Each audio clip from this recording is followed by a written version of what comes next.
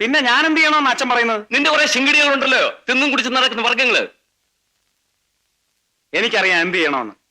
പിന്നെ അച്ഛൻ കയറി ഇടപെടരുത്. നീ എന്ത് വേണേ ചെയ്തു തോലയ്ക്ക്.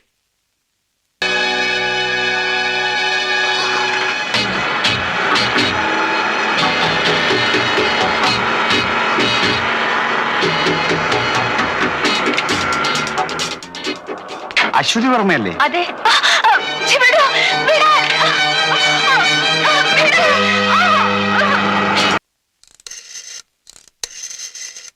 ഹലോ, കുറച്ചു മുമ്പ് ഹോട്ടൽ ചാണക്യയിൽ നിന്ന് ശേഖരൻകുട്ടിക്ക് ഒരു ഫോൺ ഉണ്ടായിരുന്നു. ഞായറാഴ്ച ഉപയോഗിക്കുന്ന കണ്ണാടി കിട്ടിയിട്ടുണ്ട് എന്നായിരുന്നു മെസ്സേജ്. പൊട്ടിക്കാതെ സൂക്ഷിക്കണം എന്നായിരുന്നു ശേഖരൻകുട്ടിയുടെ മറുപടി. Thank you George.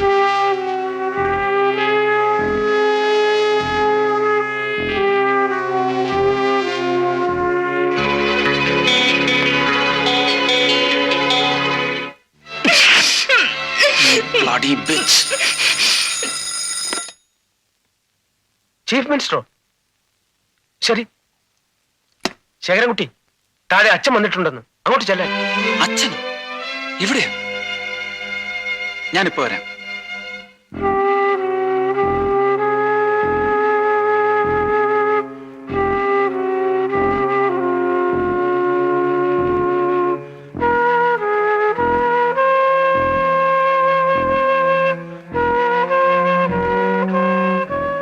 അച്ഛൻ എവിടെ?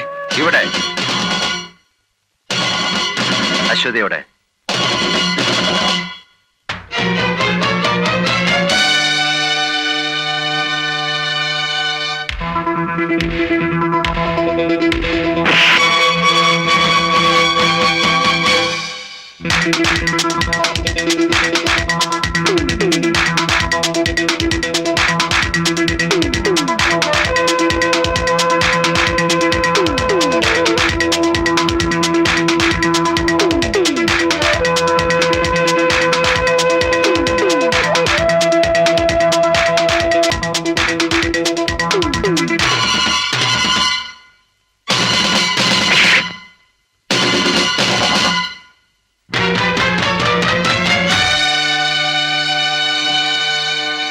അശ്വതിയോടെ.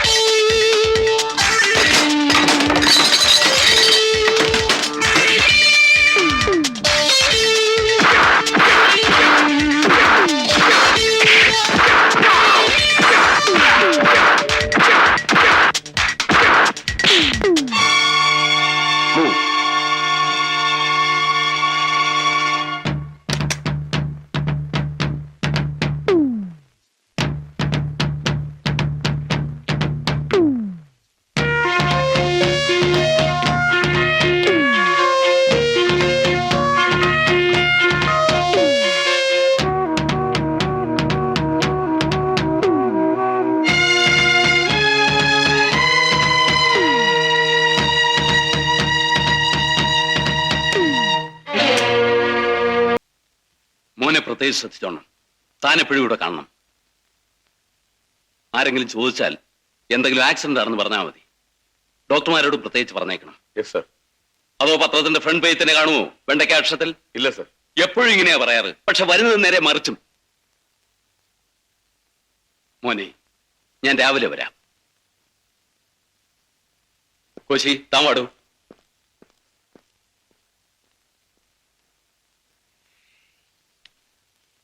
ഐ ജിയെ കണ്ടോ? ഇല്ല, അദ്ദേഹം മലബാറിന് ടൂർ പോയിരിക്കുകയാണ്. നാളെ വരൂ. വന്നാലുടൻ എന്നെ കാണാൻ പറയണം. ആ, അശ്വതിക്ക് നല്ലൊരു ന്യൂസ് കിട്ടിയില്ലേ?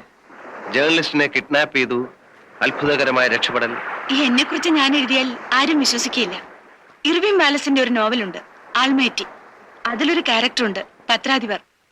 അയാൾ ന്യൂസ് വാല്യൂ ഉണ്ടാക്കാൻ സ്വയം സംഭവങ്ങൾ സൃഷ്ടിച്ച് ന്യൂസ് ഉണ്ടാക്കും. ഇത് ഞാൻ എഴുതിയാൽ അതുപോലെയാണെന്ന് ആളുകൾ കരുതും. എനിക്കാ നഷ്ടം. അതെന്താ? ആ ന്യൂസ് പുറത്തു വന്നെങ്കിൽ ഞാനൊരു ഹീറോ ആകുമായിരുന്നു. അശ്വതിയെ രക്ഷപ്പെടുത്തിയതിന്. ന്യൂസ് വന്നില്ലെങ്കിലും സാഗർ ഹീറോ തന്നെയാ എനിക്ക്. ഞാൻ നാളെ നാട്ടിൽ പോകും. അച്ഛന്റെ ആണ്ടാണ്. സാഗറിന്റെ അച്ഛൻ ആരായിരുന്നു? ഒരു സാധു മനുഷ്യൻ, വില്ലേജ് ഗുമസ്തൻ. 6 വർഷങ്ങൾക്ക് മുമ്പ് മരിച്ചു. സാഗർ ഒറ്റ മകനാണോ? അതെ. എനിക്കൊരു കാര്യം ഓർക്കുമ്പോഴേ വിഷമമുള്ളൂ. എന്റെ അച്ഛനെ നല്ലോണം ചികിത്സിക്കാനോ ശുശ്രൂഷിക്കാനോ എനിക്ക് കഴിഞ്ഞില്ല. ഞാനത് പഠിക്കുകയായിരുന്നു. ഞാനൊരു നിലയിൽ എത്തുന്നതിന് മുമ്പ് അച്ഛൻ മരിച്ചു. പാവം. ജീവിതം മുഴുവൻ ദാരിദ്ര്യ ദുഃഖം അനുഭവിക്കാനായിരുന്നു അച്ഛന്റെ വിധി. കമാൺ. വീട്ടിൽ ആരൊക്കെയുണ്ട്? അമ്മ മാത്രമേ ഉള്ളൂ. എന്നാ പിന്നെ അമ്മയെ കൂടെ കൊണ്ടുവന്ന് താമസിപ്പിച്ചൂടെ? വിളിക്കാഞ്ഞിട്ടല്ല, വരണ്ടേ? അച്ഛന്റെ കുഴിമാടത്തിൽ എന്നും വിളക്ക് വെക്കണമെന്ന് അമ്മയ്ക്ക് നിർബന്ധമാണ്. സാഗർ നാട്ടിൽ പോകുമ്പോ ഞാനും വരട്ടെ? എന്തിന്? എനിക്ക് സാഗറിന്റെ അമ്മയെ കാണണം. ഞാൻ പോയാ വൈകിട്ടേ മടങ്ങി വരൂ. അത് സാരമില്ല, നാളെ എനിക്ക് പ്രത്യേകിച്ച് ജോലിയൊന്നുമില്ല. ആ, വാ. ഉം.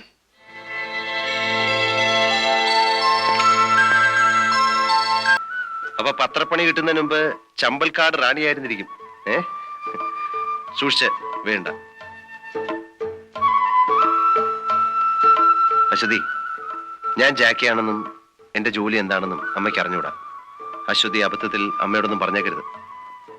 അമ്മയോട് പറയാൻ പാടില്ലാത്ത പ്രവൃത്തി എന്തിനാ ചെയ്യുന്നത്? ഞാനത് എന്നോട് തന്നെ പല പ്രാവശ്യം ചോദിച്ചിട്ടുള്ള ചോദ്യമാണ്. വരൂ.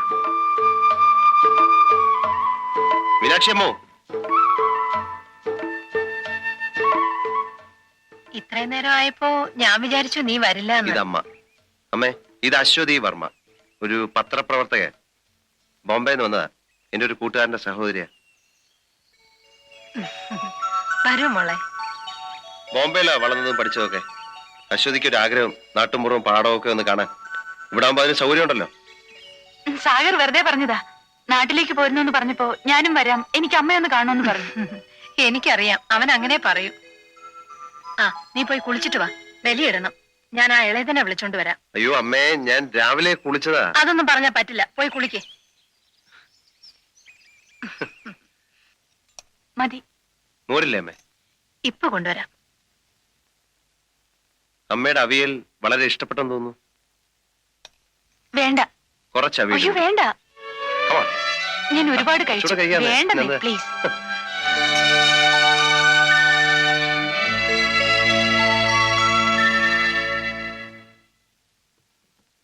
എന്താ മോളെ, മതിയാക്കിയോ? മതിയമ്മേ.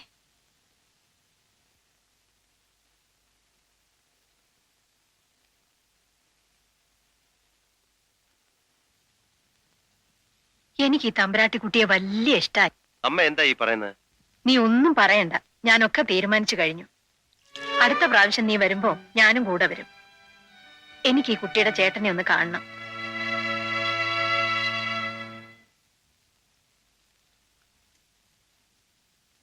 അമ്മേ, ഞാൻ വരട്ടെ. ആ മീനാക്ഷി അമ്മേ, പോയിട്ട് വരട്ടെ. ആ പോയിക്കോ. പോയിട്ട് വാ മോനെ.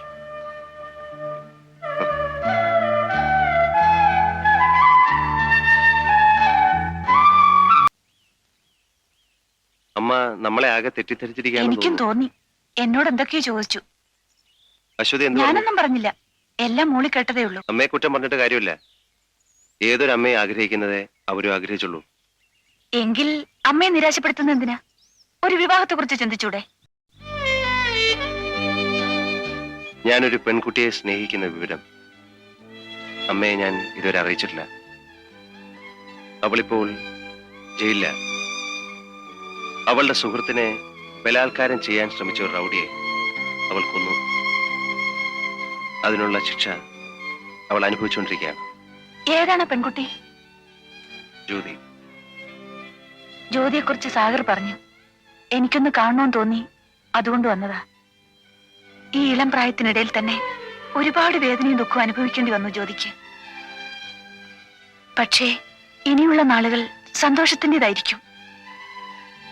ഇവിടെ നിന്ന് പുറത്തു വരുന്ന ദിവസം ജ്യോതി സാഗറിൻ്റെതാവും.